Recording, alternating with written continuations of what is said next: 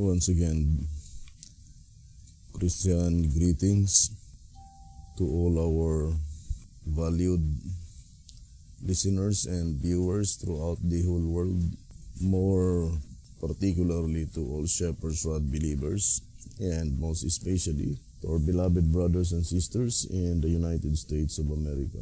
Special greetings to our brethren in Colorado, in Georgia, Fiji Island, and Mexico, Spain, Africa, to the United Kingdom, and also to our brethren in Australia, and to the rest of the 144,000 living saints scattered abroad. Greetings. May the good Lord bless you, brothers and sisters. So this is our episode number 6 on our subject, the 42 months prophecy. And that is recorded on Revelation 11 verse 2, which is the last verse concerning the subject of Revelation chapter 10. So let us read again, 2TG 14, page 16. The subject of chapter 10 ends with the second verse of chapter 11.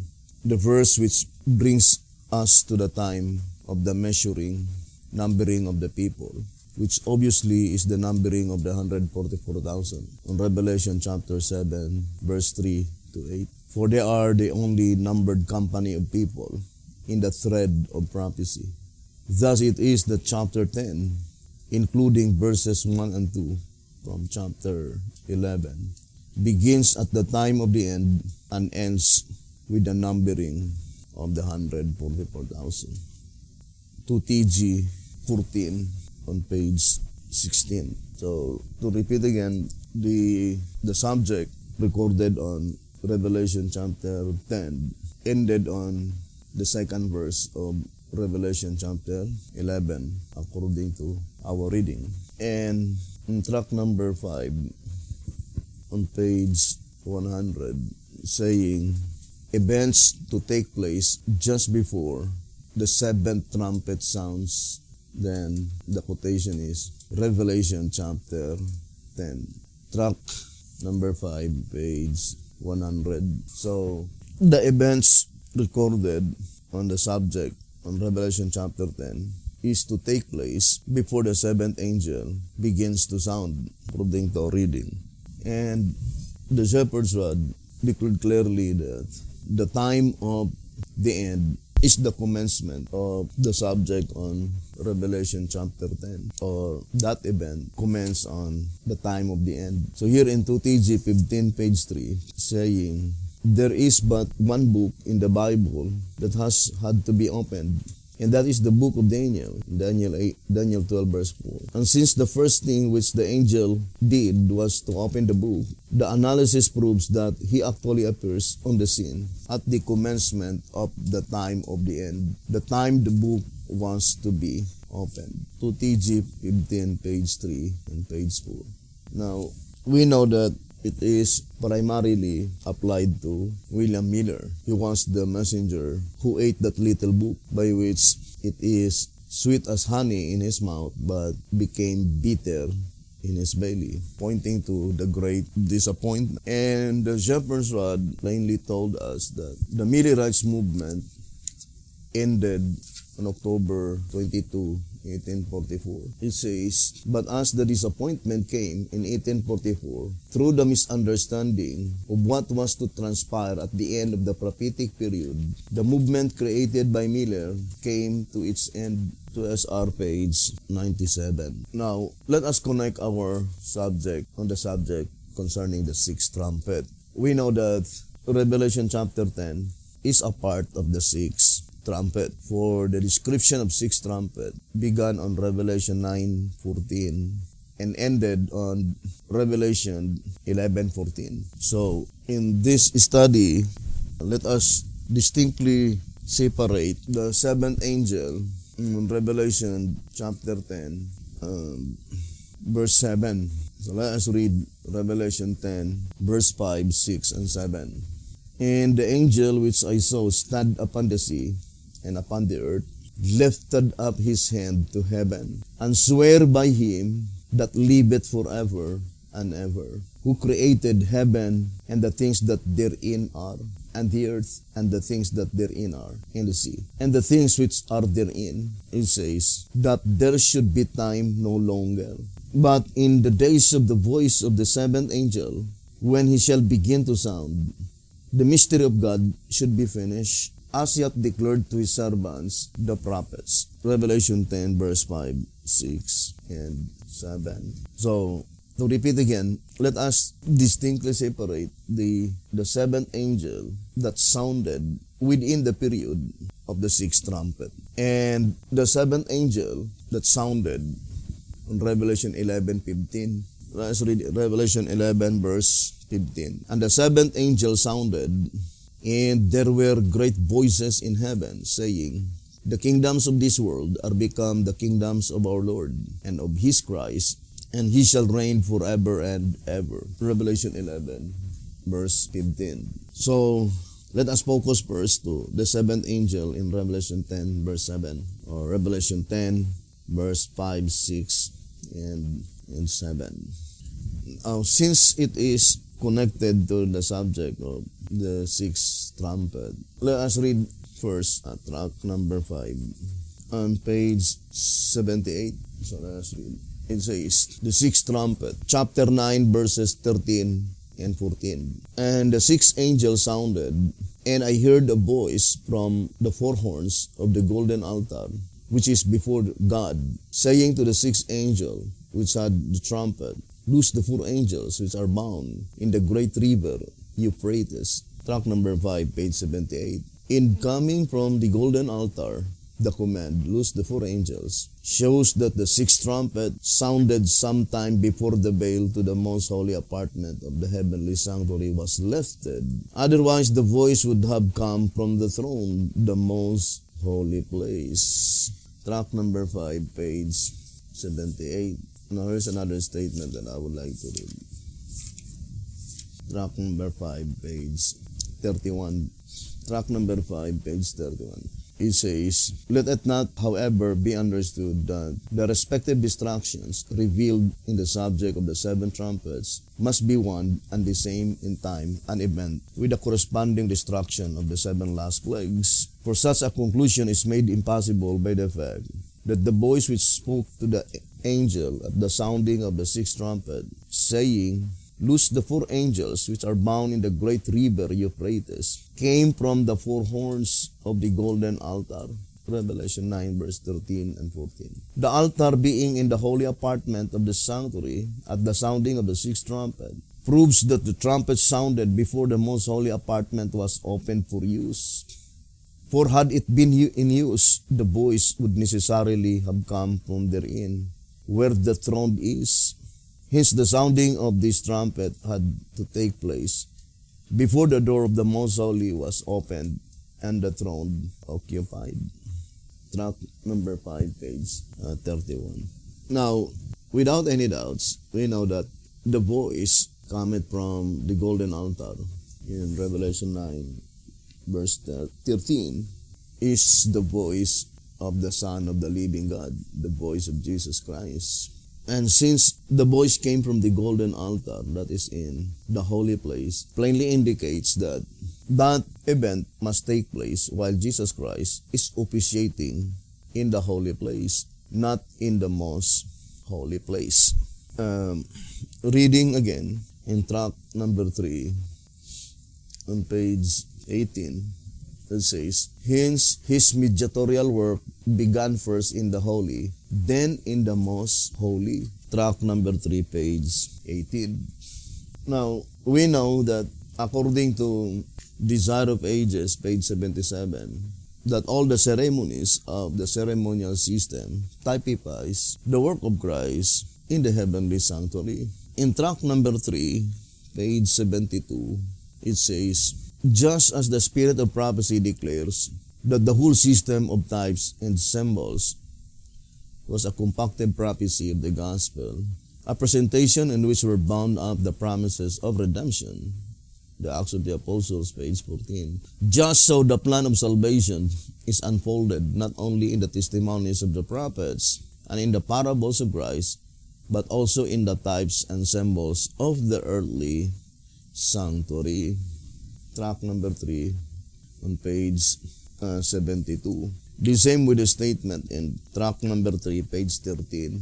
It says, since earthly beings themselves, having never been in heaven, are naturally strangers to heaven's realities. 1 Corinthians chapter 2, verse 9.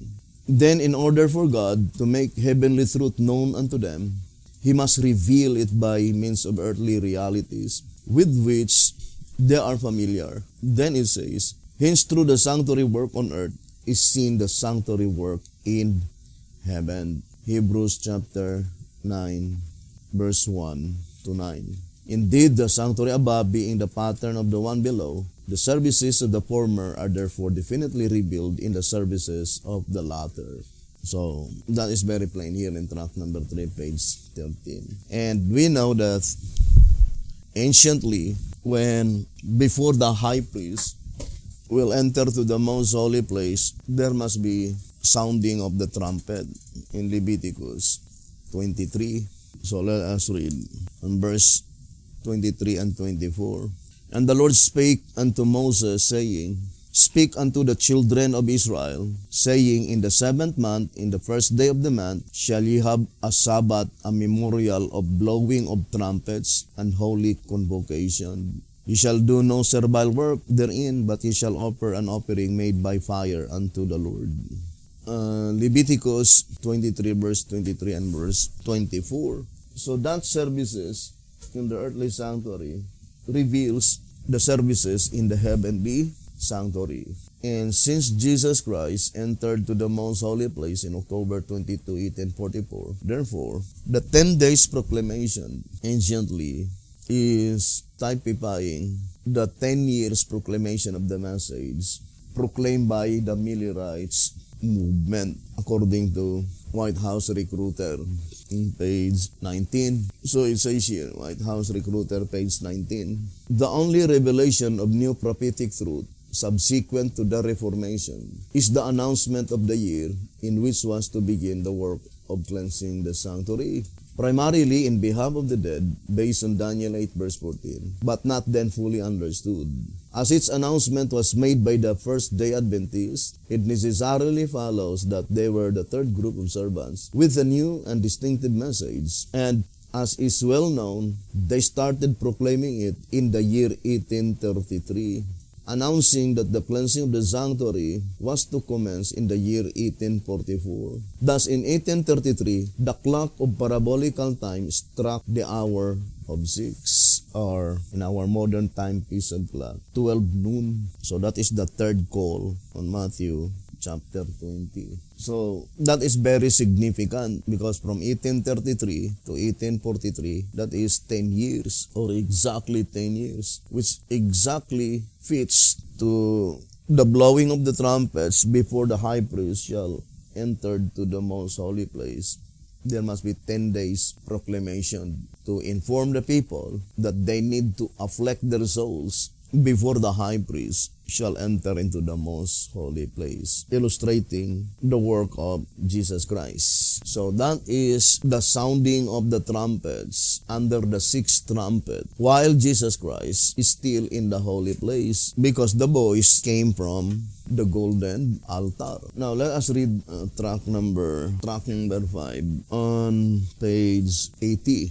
Track number 5, page 80. It says, the voice which came from the golden altar said to the 6th angel which had the trumpet, loose the 4 angels which are bound in great river Euphrates. In order to identify the 4 angels, we must first understand the literal meaning of the river Euphrates. The capital city of ancient Babylon was built on either side of the Euphrates, thus dividing the city in 2 parts. The river was also the source of water, supplying a fortifying moat about the city. So because the ancient Babylonians were the first to build on the banks of the Euphrates, And because the original application must attach to the original settlers there, the great river Euphrates emerged as a type of the waters where the war seated, Revelation 17 verse 15, the modern Babylon. And this important truth is amplified by the fact that the ancient city, Babylon, does not now exist, whereas the prophecy calls for a Babylon today.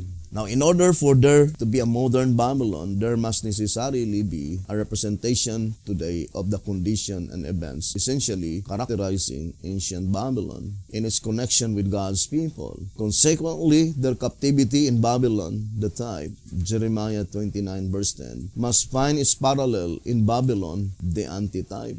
Very obviously, therefore, the angels being bound in the great river Euphrates must be figurative of the Christian church during the period of her captivity in antitypical Babylon, that great city rising after John's time. Furthermore, the statement made by the voice from the golden altar, "Loose the four angels which are bound," conclusively shows that when the voice spoke, the church, the angels, was already in captivity and was to be loose. So, let us analyze closely in our study. First, we need to establish the fact that the voice cometh from the golden altar. The voice cometh from the golden altar. And that is the voice of Jesus Christ. So, the reason that the voice cometh from the golden altar indicates that at that time, Christ's mediatorial work is in the holy place. And it was primarily applied in 1833. But the absolute fact is that there were no angels that had been bound as well as that had been loose. Remember, Revelation 9 verse 14 is connect to Revelation 11 verse 3. Not Revelation 11 verse 2, but Revelation 11 on verse 3. And concerning Revelation 11 verse 3, let's read track number 5, page 79. And page 80, in the light of this fact, we see that the time in which the two witnesses of Revelation 11 verse 3 were to prophesy 1,260 days clothed in sackcloth must occur during the sounding of the sixth trumpet. So it says during the sounding of the sixth trumpet. And being in the future tense, the phrase shall prophesy 1,260 days, Revelation 11 verse 3, shows that at the time the trumpet began sounding, this period of 1,260 days was yet future. Track number 5, page 79 and page 80. So, the reading is very plain that such 1,260 days in Revelation 11 verse 3 must take place during the sounding of the sixth trumpet, according to our reading, track number 5, page 79 and page 80. And the shepherd's rod made it so plain that at the time when the sixth trumpet began sounding, such 1,260 days is still future. Or, in other words, such 1,260 days, it did not commence at the commencement of the sounding of the sixth trumpet, being inscribed in future tense, indicating that at the time when the sixth trumpet began sounding, such 1,260 days are still future. But it must be fulfilled within the period of time by which the sixth trumpet is sounding. And according to the Bible and the shepherd's rod, the sounding of the sixth trumpet being the voice being coming from the golden altar, it shows that the sixth trumpet sounding while Christ's mediatorial work is still in the holy place, not in the most holy place. When Christ's mediatorial work would be in the most holy place, that is the time that the seventh angel commenced to sound and then continually sounding when Jesus Christ's mediatorial work is in the most holy place. Now, I would like to read again this statement in The Consecrated Way to Christian Perfection on page 111 and 112. It says, After the 490 years of the limitation upon the Jews in Jerusalem, there yet remained 1,810 years to the Gentiles. This period beginning, as we have found in the fall of AD 34, reaches inevitably to the fall of AD 1844 and marks that date as the expiration of the 2,300 years. And at that time, upon the word of the wonderful numberer, in Daniel 8 verse 14, then shall the sanctuary be cleansed. In 1844 also was the very time of the days of the voice of the seventh angel, when he shall begin to sound, and when the mystery of God should be finished, as he hath declared to his servants, the prophets. Consecrated Way to Christian Perfection, page 111 and 112. So, when Jesus Christ entered to the Mount Holy Place in October 22, 1844, the seventh angel began to sound. But we explained it several times. That is the groundwork, the type, not the particular object in view. Now, since the focal point in Revelation chapter 10 is concerning the book of Daniel, therefore we can easily understand that the groundwork or the type is pointing to the time by which the book of Daniel began to be opened, or during the opening of the book of Daniel. But the particular object in view must be to the time when the book of Daniel is completely opened, or at the time when the book of Daniel is completely understood. I would like to read first the old symbolic code.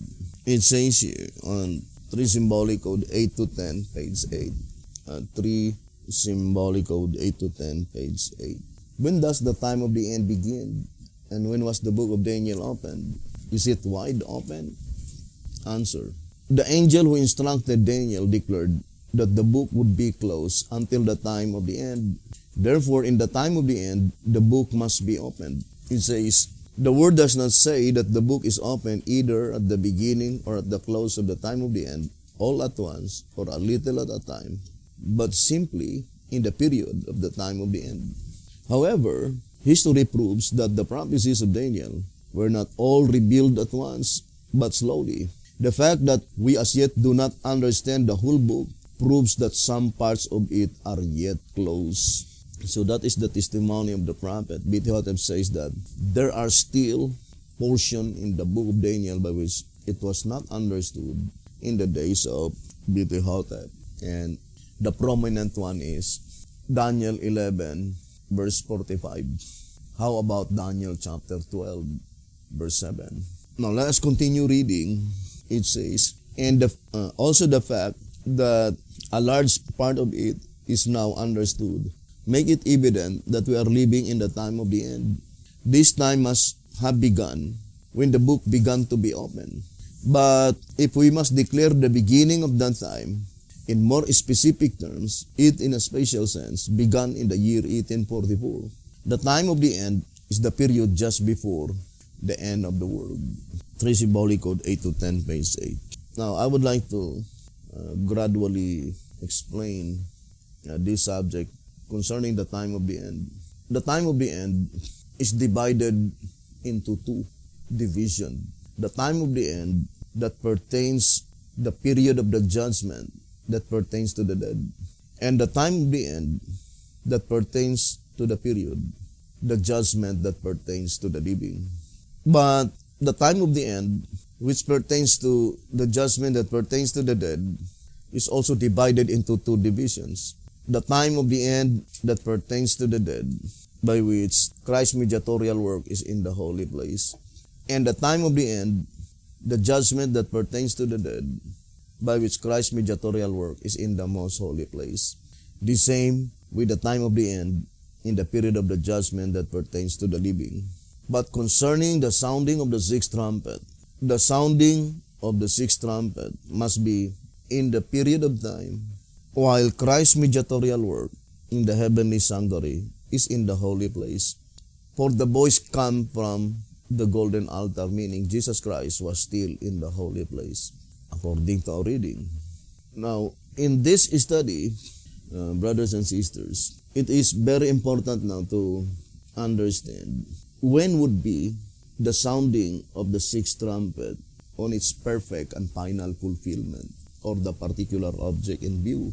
In that sounding of the sixth trumpet, which is the final fulfillment and the particular object in view, it must be during the time that within that period of time, during the sounding of the sixth trumpet, the 1,260 days in Revelation 11 verse 3 will be fulfilled within the period of the sounding of the sixth trumpet, but not at the commencement of the sounding of the sixth trumpet, because when the sixth trumpet commenced to sound, that 1,260 days is still future, did not commence at the commencement of the sounding of the sixth trumpet. But it must be fulfilled during the period when the sixth trumpet is still sounding, during the sounding of the sixth trumpet.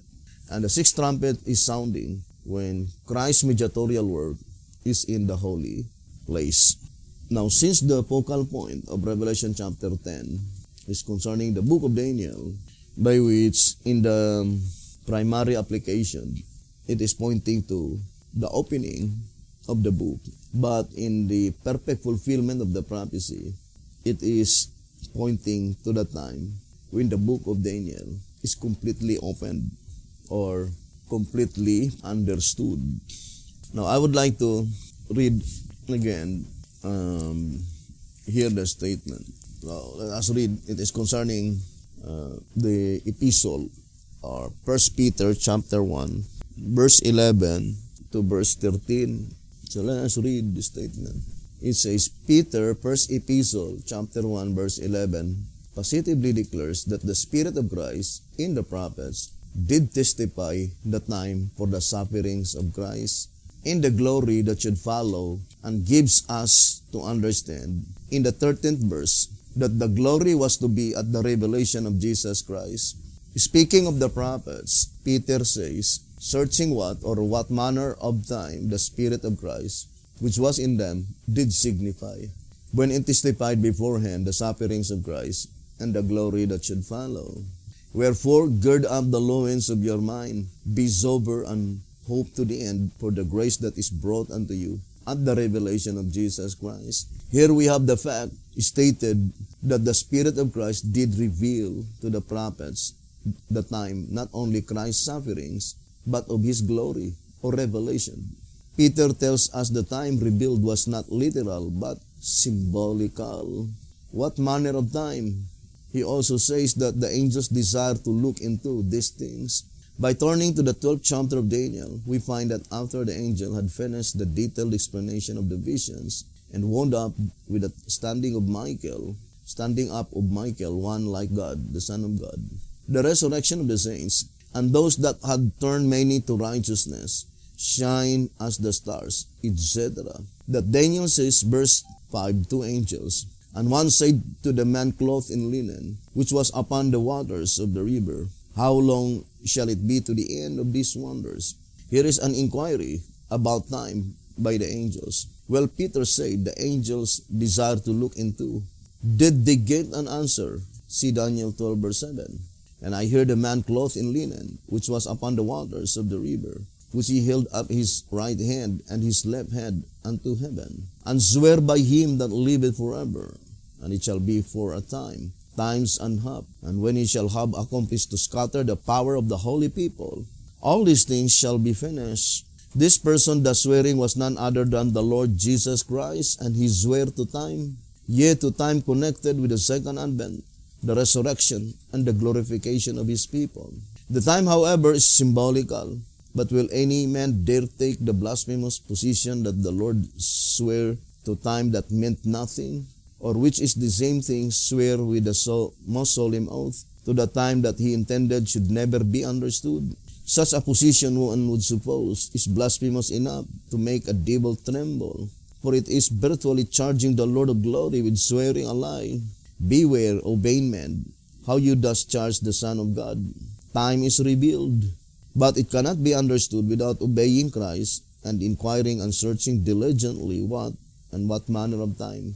Those who are too indolent to search and who are afraid to follow truth when they find it, for fear of men, whose breath is in his nostrils, will of course remain in ignorance of time, and that day most likely will come upon them unawares. So it is concerning 1 Peter chapter 1, verse 11, verse 12, and verse 13.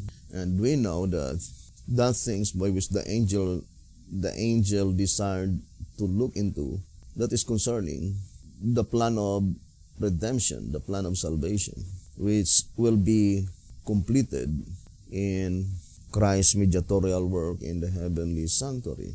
So the statement, the revelation of Jesus Christ, I would like to read again verse 13 in 1 Peter chapter 1, verse 13. Wherefore gird up the loins of your mind, be sober, and hope to the end for the grace that is to be brought unto you at the revelation of Jesus Christ. The Shepherd's Rod declared clearly that the revelation of Jesus Christ, here in 2TG number 12, page 24, it says, thus it is that the revelation of Jesus Christ begins with the 6th chapter and ends with the last chapter of the book. The chapters in which are recorded the things which the breaking of the 7 seals disclose. Yes, the revelation consists of the things which were sealed with 7 seals. And it says, it is clear now that it is the revelation of Jesus Christ which God gave unto him. That is, to Jesus God gave the book. Jesus took it, broke the seals with which it was sealed, and laid open the things which no one could reveal but he. The 7 seals, therefore, cover all the revelation of Jesus Christ, which God gave unto him, and consist of the things which came out of the book. So in page 25 it says, the revelation then is thus divided into 7 parts. And so when we speak of the 7 seals, we are in reality speaking of the revelation. 2TG 12, 24, and 25. So it's easy to understand that the revelation of Jesus Christ is his revelation, that book in the hand of God the Father. Jesus Christ revealed what is written in that book, and that is called the revelation of Jesus Christ. So the book of Revelation, the 22 chapters recorded into that book, is a replica to that book in the heavenly sanctuary. That to understand that book, the book of Revelation, is to understand the entire proceedings in the heavenly sanctuary from start to finish. I would like to read this reading on track number 15. Track number 15 on page 13. Track number 15, page 13.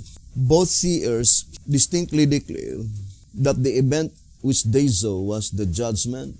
The difference between the two scenes is that Daniel was led to look into the sanctuary while preparations were being made for the judgment to convene, whereas John was led to look into the sanctuary after the judgment had been set up.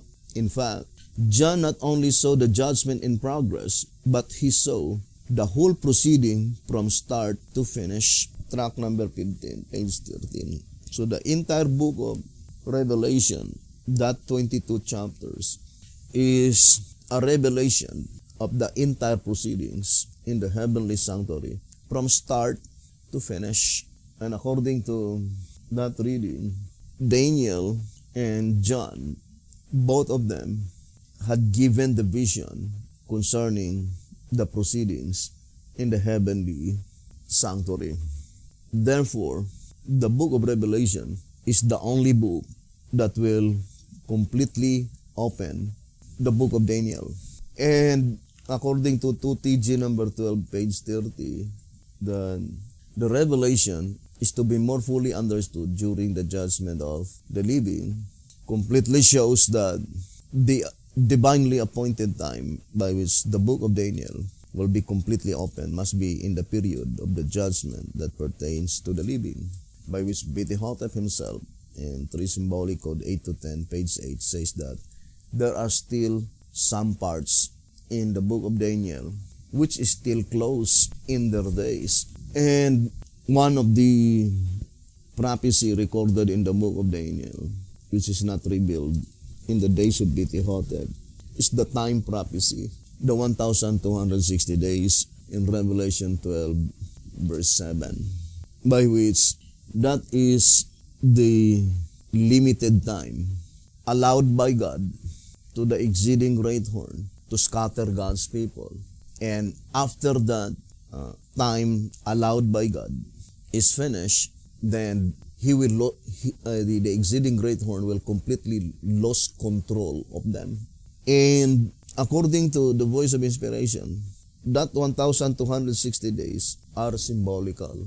And since the focal point on Revelation chapter 10 is the book of Daniel, then for sure, this 42 months in Revelation 11 verse 2 must be the 1,260 days in Daniel 12 verse 7. Because Revelation chapter 10, the little book here is the book of Daniel. Now let us read again the card file of B.T. Hotep on 2TG number 15, page 10. It is possible that the 42 months of Revelation 11 verse 2, it says here, it is possible that the 42 months of Revelation 11 verse 2 occupy an entirely different period of time than the 1,260 days mentioned in Revelation 13. For Jerusalem did not begin to be trodden underfoot in 538 AD, but was completely taken and destroyed in 70 AD. The holy city is still underfoot and will be until the Gentiles drive out the Gentiles, as predicted in Zechariah chapter 1 verse 21. Not any part of the city will be underfoot after then, at which time the kingdom, the church purified, is set up there. The truth concerning the 42 months, during which time the holy city is trodden underfoot by the Gentiles, is therefore not completely revealed, and had better be left alone until God makes it known. 2TG number 15, page 10. This is from the card file of B.T. Hotep, February 1953. So, in that reading, B.T. Hotep connect the prophecy in the book of Zechariah, and that is in Zechariah chapter 1, verse 21. So, let us connect first Zechariah chapter 1 from verse 18, 19, 20, and 21, since the prophet connect that verse. Now, I would like to read first the statement here on timely greetings, number 11, on page 11. On timely greetings, number 11, page 11, it says, beginning from page 10, as to the means which are to make possible the return to God's people to their own land, we shall read, Then lifted I up mine eyes, and saw, and behold, 4 horns. And I said unto the angel that talked with me, What be this? And he answered me, These are the horns which have scattered Judah, Israel, and Jerusalem. So the same subject, right, in Daniel 12, verse 7, to scatter God's people. Let's read Daniel 12, verse 7. And I heard a man clothed in linen, which was upon the waters of the rivers, when he held up his right hand and his left hand unto heaven, and swear by him that liveth forever, that it shall be for a time, times, and half, and when he shall have accomplished to scatter the power of the holy people, all these things shall be finished. Remember, Daniel 12 verse 7 is connected to Revelation 11:3, by which the Sri Prasad explained clearly that the river there is Euphrates, river Euphrates. Now let us go back to 1TG number 11, page 10 and page 11. It says, Anciently, the kingdom of Israel occupied the northern portion of the promised land, and the kingdom of Judah occupied the southern portion of it. The former was scattered by the kings of Assyria, so the 10 tribes had been scattered by the king of Assyria, and the latter by the king of Babylon, the 2 tribes. Those who returned to Jerusalem in the days of Zechariah were from the kingdom of Judah, the Jews, but as the kingdom of Israel was assimilated by the nations, it consequently lost its racial and national identity. The powers that scattered both Judah and Israel are, symbolized by the 4 horns. Then it says, verse 20 and verse 21. And the Lord showed me 4 carpenters. Then said I, what come this to do? And he spake, saying, these are the horns which have scattered Judah, so that no man did lift up his head. But these are come to fray them, to cast out the horns of the Gentiles, which lifted up their horns over the land of Judah, to scatter it. Then it says, here the same powers which scattered Judah and Israel are again seen, not as horns, but as carpenters, not to scatter God's people, but to build for them, and to cast out the horns, powers of the Gentiles, those who rule the land. Plainly then, on one hand, the nations which do not rule Palestine are to arise as horns against those who rule it. And on the other hand, they are to rise as carpenters for the people of God. Thus will the times of the Gentiles be fulfilled. Luke 21, verse 24. Luke 21, verse 24, in track number 5, 111, is connected to Revelation 11, verse 2. The last verse, which is part of the subject on Revelation chapter 10. Then it says, so only those who survive the judgment for the living, so BT Hotep connect the judgment for the living in the house of God, 1 Peter 4:17, those whose names are not blotted out from the book, Revelation 3 verse 5, will comprise the church, among whom are to be 144,000 sons of Jacob, Revelation 7 verse 3 to 8. And when Michael stands up them, those whose names are left in the book will be delivered from the trouble such as never was, Daniel 12 verse 1. They are the remnant, the ones who escape alive from the judgment for the living in the house of God. Thus the antitypical temple is to be built, Ezekiel chapters 40 to 43, and the cities are to be spread abroad. 1 TG number 11, page 11. So, the reading is very plain that concerning the subject, the 42 months prophecy closely connected the proceedings in the heavenly sanctuary according to that reading. So, the focal point or the particular object in view in reality is the occurrences that takes place in the heavenly sanctuary, because the occurrence on earth is only the material side. The spiritual side takes place in the heavenly sanctuary. Now, let us go back first to our subject concerning Revelation 10, verse 1 to 11, and verse 11, verse 1 and 2. We already read in track number 5, page 100, saying, events to take place before the seventh angel begins to sound. And then, the quotation is Revelation chapter 10. Or in other words, the prominent events to take place before the seventh angel begins to sound is the events recorded on Revelation chapter 10. And since the voice of inspiration is plainly telling us that in October 22, 1844, according to Consecrated Way to Christian Perfection, page 112, the seventh angel begins to sound. So, we already explained that the sounding of the sixth angel must be during the time when Christ's mediatorial work is in the holy place. Because when Christ's mediatorial work is in the most holy place, it is the seventh angel that sounded the trumpet. So, the sixth angel must be, or the sounding of the sixth trumpet must be the entire period of time when Christ's mediatorial work is in the holy place. And also, it is connected to the subject, the midnight cry.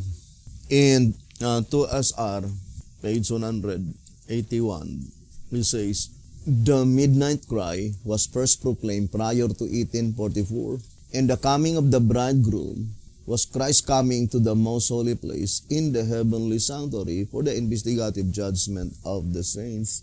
2SR, page 181. So, the coming of the bridegroom in Matthew 25, according to that reading, 2SR 181, is Christ coming to the most holy place. This same, with the coming of Christ, brought to view in Daniel 8:14. Let's read 2SR 184. 2SR page 184, it says, the coming of Christ as our high priest to the most holy place for the cleansing of the sanctuary, brought to view in Daniel 8 verse 14. So, very plain here into SR 184. The coming of Christ brought to view in Daniel 8 verse 14 is Christ coming to the most holy place. But in October 22, 1844, that is the coming of Christ, first coming, not second coming. But the focal point is the second coming of Jesus Christ to the most holy place. Now, let's go back again.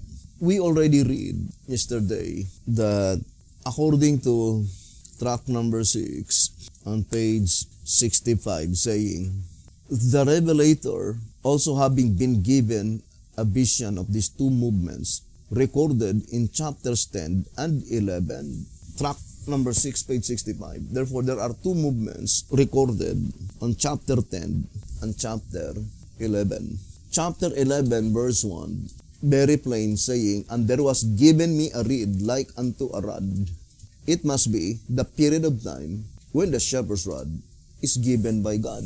So let us distinctly separate the movements prior the rod had been given and the movements at the time when the rod was already in existence. In tract number 5, let's read again the statement. On page 107, saying, do the last verse 11 of chapter 10, brings us to the rise of the Seventh-day Adventist denomination and to the commission to go to many nations. It does not disclose the message which the denomination was to proclaim. So the 11th chapter, being a continuation of the 10th, must disclose it. So in this reading, tract number 5, page 107, that accordingly, verse 11 on its primary page brings to the time when God raised up the Seventh-day Adventist denomination. But accordingly, it was not mentioned on the last verse of chapter 10 what message by which such denomination, such movement, they are to proclaim. And the answer is found in Revelation 11, verse 1. And it is very clear. Revelation 11, verse 1 is portraying the rod message or the shepherd's rod. So I would like to go back again to the statement in tract number 5 on page 108. Thus the doctrine of the investigative judgment, along with the doctrine of ingathering and numbering the 144,000, comprises the present truth committed to the Seventh-day Adventist denomination in 1844. So how many doctrine? There are three doctrines, right? Investigative judgment, the ingathering, and the numbering of the 144,000. And then it says, and these two great truths, up to the additional message of today, early writings, page 277. The Seventh-day Adventist denomination was to proclaim before many peoples and nations and tongues and kings. What is that two great truths? That is the former rain message and the latter rain message. The former rain message, according to symbolic code, symbolic code number 5, page 5, that is the spirit of prophecy, and the latter rain is the shepherd's rod. So let's read.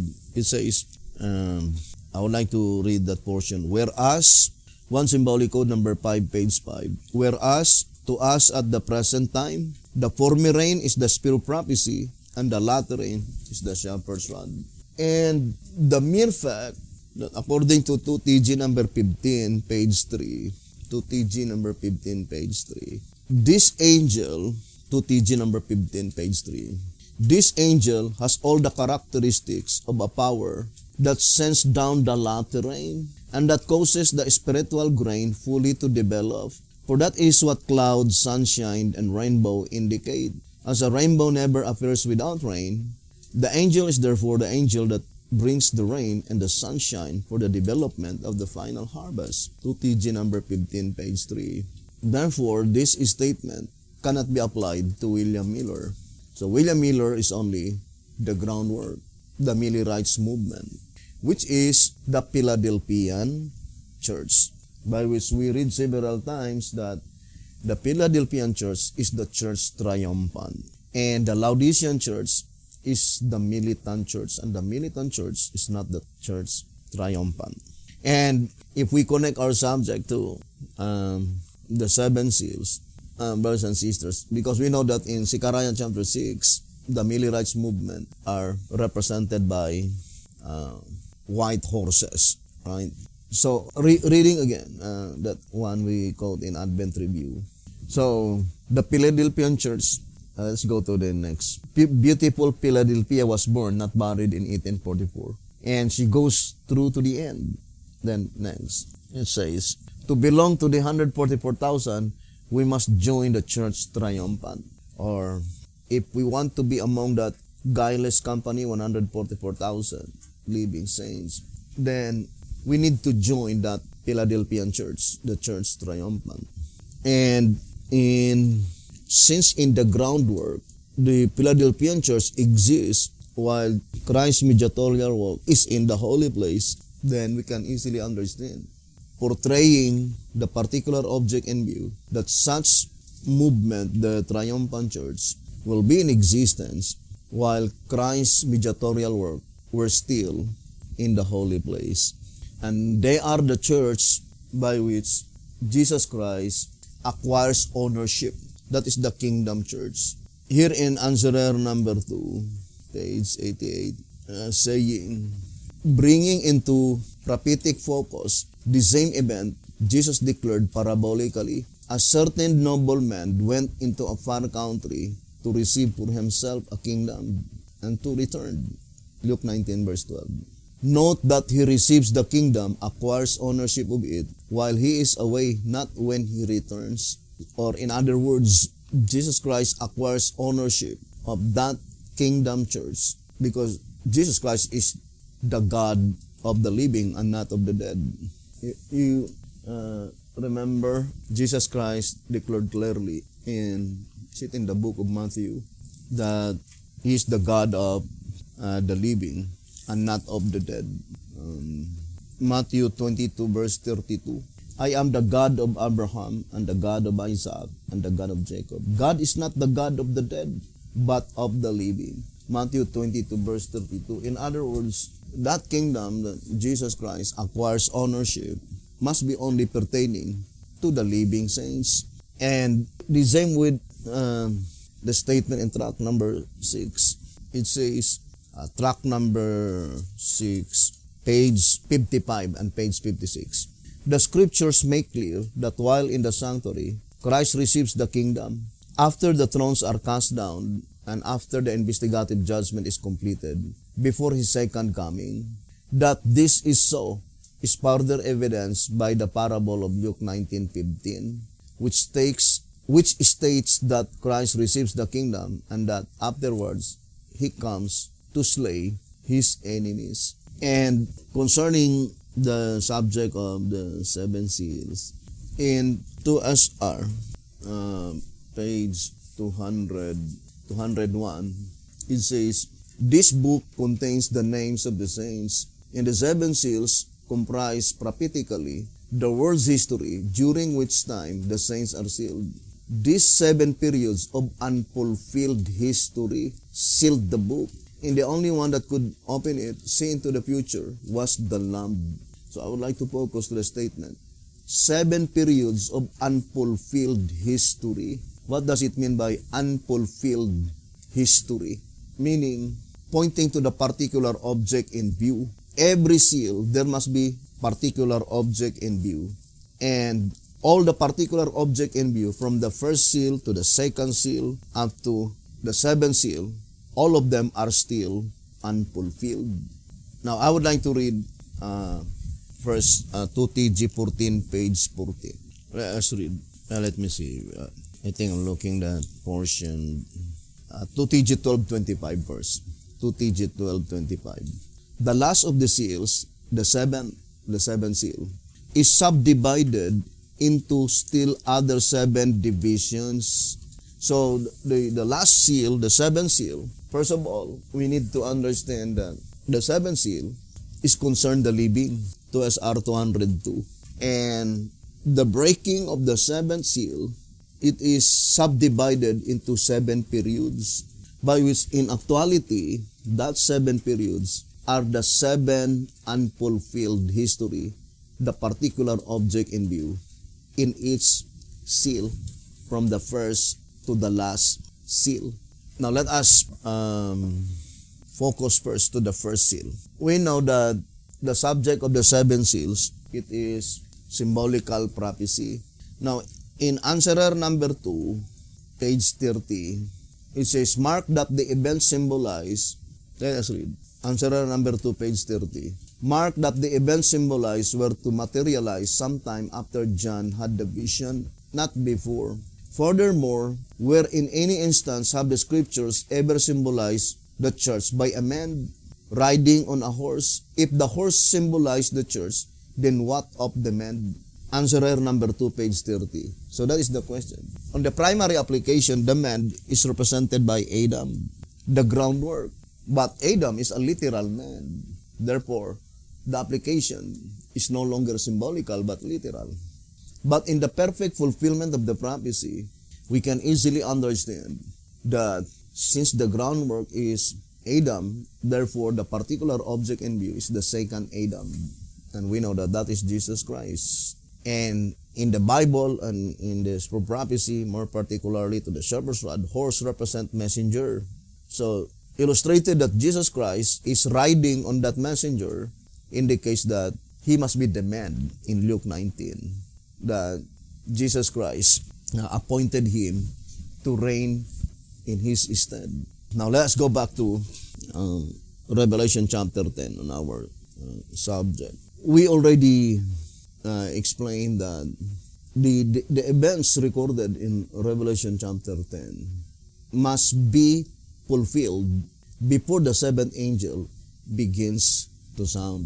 Now, since in the groundwork, the 7th angel begins to sound at the moment Jesus Christ entered to the most holy place, then we can easily understand that the events recorded in Revelation chapter 10, verse 1 to 11, up to verse 1 and 2 in Revelation chapter 11, must be fulfilled while Jesus Christ is still in the holy place. While Jesus Christ is officiating, or his mediatorial work is still in the holy place. We know that Jesus Christ entered to the most holy place in October 22, 1844. That is the first coming of Jesus Christ in the most holy place. And we explained several times that the statement in volume 2, 190, saying from his return, actually the quotation there is Mark 13. Mark 13 verse 34, by which the shepherd's rod explained that clearly, that parabolical, let us read again, and the old symbolic code. One symbolic code, number 3, page 4. Christ has further illustrated this incident in the parable of Mark 13:34. For the Son of Man, this is the verse also quoted by Sister White in volume 2, 190. Mark 13:34 up to verse 30, I think verse 37. For the Son of Man is as a man taking a far journey, who left his house and gave authority to his servants and to every man his work, and commanded the porter to watch. After a long time, from his ascension to the purification of the church. Mark 13:34 is from Christ's ascension to the purification of the church. But Isaiah 63 is even goes backward, because Isaiah 63, it says, from crucifixion to the purification of the church. Both of them ended on the same period of time. Although Mark 13:34, the commencement is from Christ's ascension. But Isaiah 63, from Christ's crucifixion up to the purification of the church. Now I would like to read again, answerer number 4. So let us read on page 22 and page 23. It is concerning Isaiah 63 verse 3. The first part of the verse applies to the first advent of Christ. Answerer number 4, page 22 and 23.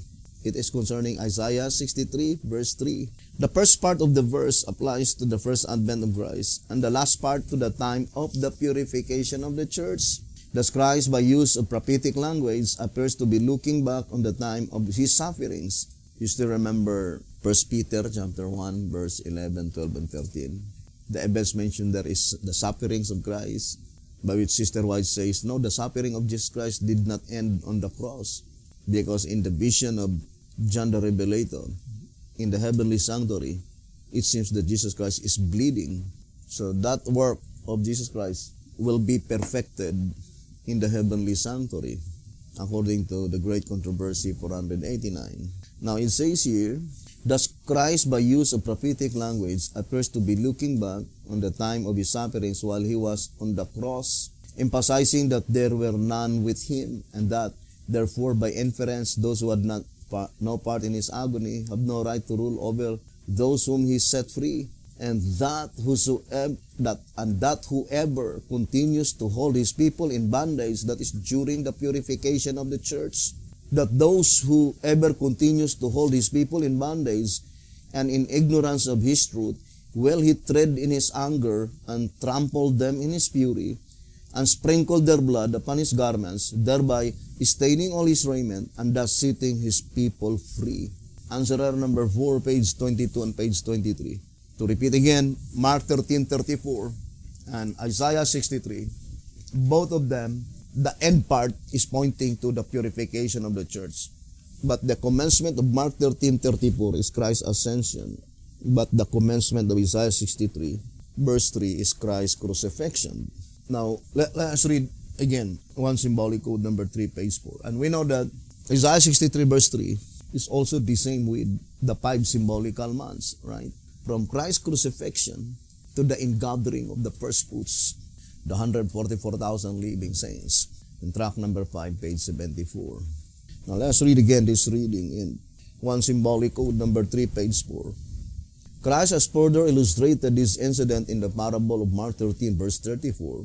For the Son of Man is as a man taking a far journey, who left his house and gave authority to his servants and to every man his work, and commanded the porter to watch. After a long time from his ascension to the purification of the church, the Lord of those servants cometh and reckoneth with them. Matthew 25, verse 19. Consequently, the period of his absence ends at the purification of the church, at which time he reckons with his servants, and himself taketh charge of his flock. One symbolic code, number 3, page 4. Now, in track number 5, on page 100, track number 5, hear the statement. 102, track number 5, 102, it says, to correct their misunderstanding on Daniel 8:14, the prophetic word of God declared, thou must prophesy again. That is, repeat the preaching of Christ coming to earth. Track number 5, 102. Thou must prophesy again. That is, repeat Christ's preaching, or the preaching of Christ coming to the earth. We know that this is primarily applied to after the disappointment. But if you will look at to our reading, saying that, let's read again in track number 5, page 107. Do the last verse 11 of chapter 10. So that is the verse by which it says, prophesy again. Unto whom? To many nations, to many people. It says, do the last verse 11 of chapter 10, brings us to the rise of the Seventh-day Adventist denomination. And to the commission to go to many nations, it does not disclose the message which the denomination was to proclaim. It does not disclose the message. So the 11th chapter, being a continuation of the 10th, must disclose it. So only verse 1 and 2, because in 2TJ 14, page 16, only verse 1 and 2 in Revelation 11, which is a part of the subject of chapter 10. Ponder deeply, brothers and sisters. So I would like to gradually explain. Revelation chapter 10, verse 11, there is a divine command and a divine commission. Prophesy again. Prophesy again.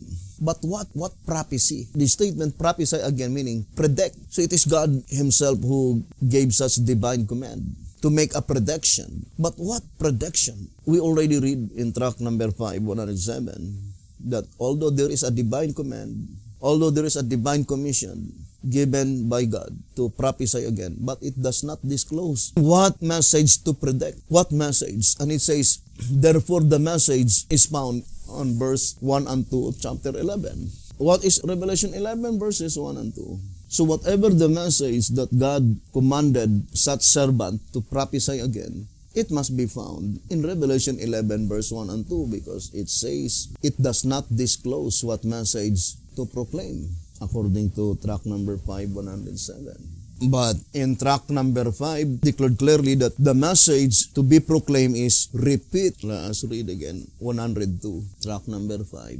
To correct their misunderstanding on Daniel 8:14, the prophetic word of God declared. So that is the prophetic word of God declared. Thou must prophesy again, that is, repeat the preaching of Christ coming to earth. So what message, what prophecy concerning the coming of Christ on this earth? Obviously, it could not be the second visible coming of Jesus Christ. And since that message is found in Revelation 11, verse 1 and 2, then we can easily understand that the coming of Christ will be after Revelation 11, verse 1 and 2 is finished. After Revelation 11 verse 1 and 2 is fulfilled.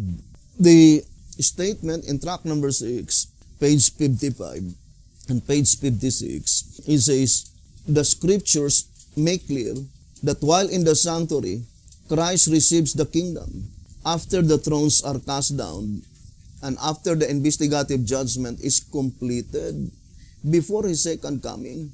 That this is so is further evidence by the parable of Luke 19 verse 15, which states that Christ receives the kingdom and that afterwards He comes to slay His enemies. Tract number 6, page 55 and page 56. To repeat again, let us connect Revelation 11 verse 1 and 2 to that statement on tract number 6, page 55 and page 56. When Jesus Christ will come to this earth, the second invisible coming of Jesus Christ, by which at that time, He came to slay His enemies. Who are they, the enemies of Jesus Christ? Luke 19 verse 27, according to tract number 8, page 1771, there are those who say, we don't want this man to reign over us. They will lose out eternally. That is the statement given in the Old Symbolic Code. So let's read again. It says, let's read the statement. For Symbolic Code 10 to 12, page 7. Therefore, because of their insubordination, Jesus has plainly told that at His appearing, He shall command His servants, saying, but those mine enemies, which would not that I should reign over them, bring hither, and slay them before me. Luke 19 verse 27. The parable makes it clear that through submit, Jesus is to reign before His appearing, and that those who refuse to submit themselves to the one whom Jesus has chosen to represent Him shall lose out eternally. For Symbolic Code number 10 to 12 on page 7. And according to tract number 5 on page 72, I would like to read a statement. To those, therefore, who accept Christ as their King, He is a Savior. While to those who refuse to have Him rule over them, Luke 19:14, He is a destroyer. Hence, accordingly, the curses or judgment falls as the trumpets reveal. Or in other words, the curses or judgment fall unto them, more particularly at the time when the entire unfoldment of the subject of the 7 trumpets, but more particularly to the last 3 wood trumpets, when it will be revealed. So we can easily understand that that man that Jesus Christ appointed to reign in His stead, unto him God will bestow the complete understanding concerning the trumpet study. Because it says, as the trumpet reveals, upon those who reject the teachings and the authority of the Bible, and who as a result do not have the seal. Tract number 5 on page 72. So let us go back again to the reading. The statement in tract number 6, page 55 and 56, that Jesus Christ will come to this earth after the investigative judgment is completed. If that is the second visible coming of Jesus Christ, that must be after the investigative judgment in the most holy place is completed, then Jesus Christ will come. But if that is the second invisible coming of Jesus Christ, after the investigative judgment is completed in the holy place, what is the message? That Christ commanded his servant to prophesy again. In track number 5, 102. Repeat the preaching of Christ coming to this earth. That is Christ's second coming. The shepherds declared clearly in track number 5, 107, that the message by which God's servant is to proclaim was not found on Revelation chapter 10. It is found in Revelation 11 verse 1 and 2. What does it mean?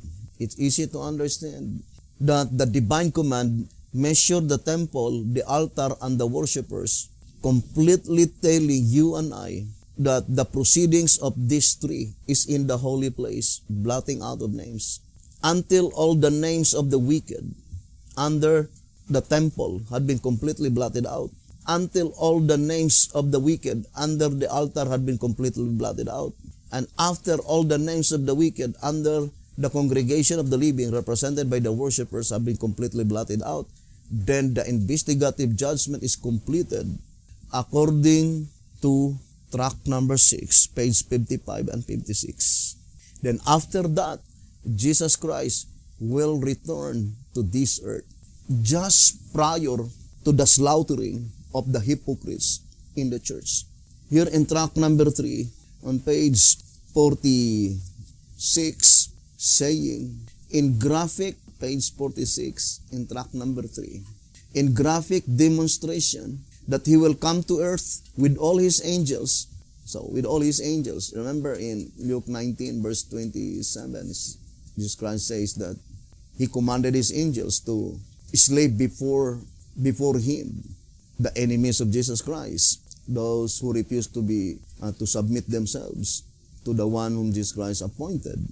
In graphic demonstration that he will come to earth with all his angels to execute judgment upon the living, the Lord revealed himself prophetically to Ezekiel as being brought enthroned to earth by 4 living creatures just before the slaughter of the hypocrites in the church takes place.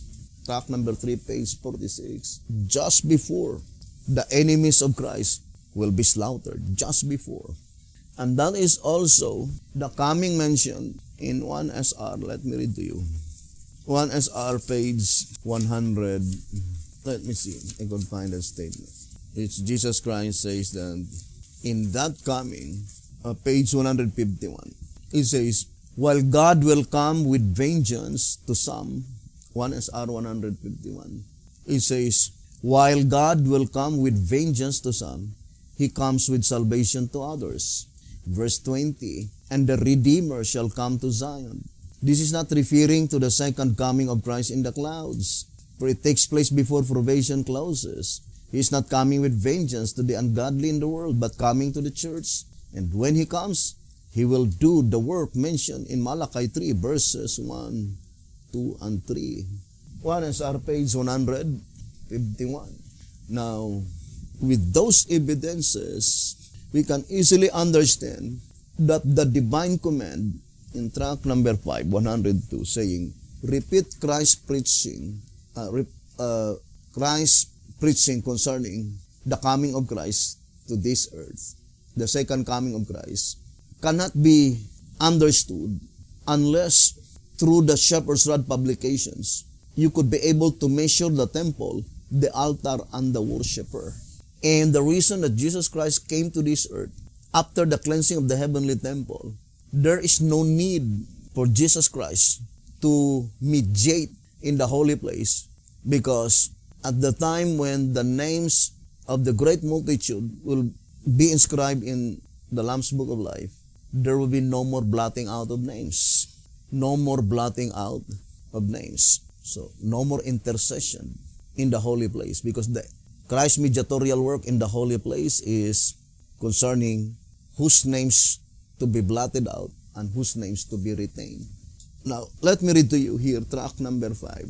Here in track number 5, on page 108, it says, the doctrine of the investigative judgment, along with the doctrine of ingathering and numbering the 144,000, comprises the present truth committed to the Seventh-day Adventist denomination in 1844. But we already explained, right, in answerer number 1, I think page, is that page 82 then, or 83? that the Seventh-day Adventist Church had been completely failed to finish the work entrusted to them, which is called the fainter cry. The fainter cry is to prophesy to many nations, because the loud cry is to prophesy to all nations. And according to 1TG 42 page 4, 1TG number 42 page 4, it says, the conclusion then is that without this additional message, that is the Shepherd's Rod message, the church will never reach her goal. 1TG 42 page 4. Without the Shepherd's Rod message, the church will never reach her goal. What is the goal given by God to the Seventh-day Adventist Church? To understand completely the investigative judgment, the ingathering, and the numbering of the 144,000. And there is no more possibility that the Seventh-day Adventist Church could be able to understand these three doctrines, because they rejected the Shepherd's Rod. Now, it was given to the seven antitypical brothers of David. Had they been able to finish the work by which the Seventh-day Adventist Church abandoned. Supposed to be in 1955. That is the time by which you can use the term in Revelation 11 verse 1. And there was a reed, which is like a rod that had been given to me. That is the time that the Shepherd's Rod was completely given unto the seven antitypical brothers of David. But what they did, instead of obeying the divine command to measure the temple, then after measuring the temple, they need to measure the altar. And after measuring the altar, they need to measure the worshipers. What they did, they fight against each other, contending who is the greatest, become hostile against each other's faith. And that is the real situation of the Davidian. If they had been faithful, the seven antitypical brothers of David, God would no longer use the youngest, David, but they had been unfaithful. Now, I would like to continue reading here in tract number 5, page 108. It says, the investigative judgment decides the cases of those who have professed faith in God and who in consequence have had their names recorded in the books, Daniel 7 verse 10. But some of whom have not endured to the end. It determines which names shall be retained and which shall be blotted out. So not until the investigative judgment, not until the investigation is completed, the sanctuary cleansed from unworthy members. So completely corroborating to tract number 6, page 55 and 56, until the investigation is completed. But who are they to be investigated? Only three: temple, altar, and worshipers. After such blotting out of names will be completely finished, then Jesus Christ will come. But He acquires ownership of that church while Jesus Christ was still in the sanctuary. And the mere fact that Jesus Christ appointed that someone in the midst of them, that must be the church recognized by Jesus Christ as His. That man by which reign in His stead, by which unto Him God bestow all His goods, ruler over all His goods, according to the parable. Now, I would like to repeat again that we have the groundwork. The seventh angel begins to sound when Jesus Christ entered to the most holy place in October 22, 1844. But that is the groundwork. The particular object in view is when Jesus Christ will enter to the most holy place, return, the second coming of Jesus Christ to the most holy place, bringing the names of the 144,000 living saints whose names had been left written in the Lamb's Book of Life. That is the time that the seventh angels begins to sound, declaring the mystery of God is finished. And it was revealed according to the consecrated way to Christian perfection, that symbolical 1,810 years. We already explained, because that is the groundwork. 1,810 years, in reality, 18, pointing to April 18, 1844.